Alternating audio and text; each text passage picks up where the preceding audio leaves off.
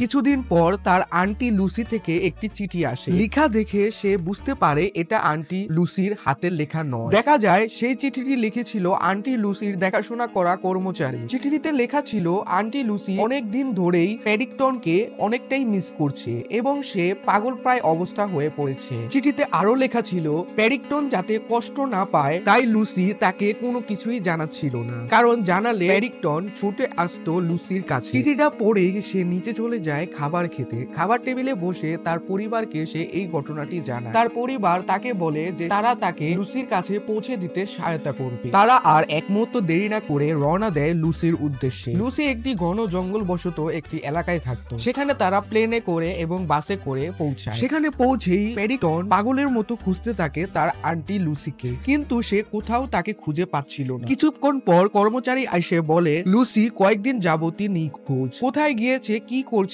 তারা কিছুই জানে না। প্যাডিংটন তখন সিদ্ধান্ত নেয় সে তার আন্টি লুসিকে যে করেই হোক খুঁজে বের করবে। একটু পর সে চলে যায় আন্টি লুসির রুমে। সেখানে একটু ভালোভাবে দেখলে সে একটি চিঠি পায়। মূলত এটি চিঠি না, এটি একটি ম্যাপ ছিল যেটিকে ফলো করলে হয়তো বা তারা আন্টি লুসিকে খুঁজে পেতে পারে। তাই সবাই মিলে ঠিক করে তারা এই ম্যাপ অনুসারে চলা শুরু করবে।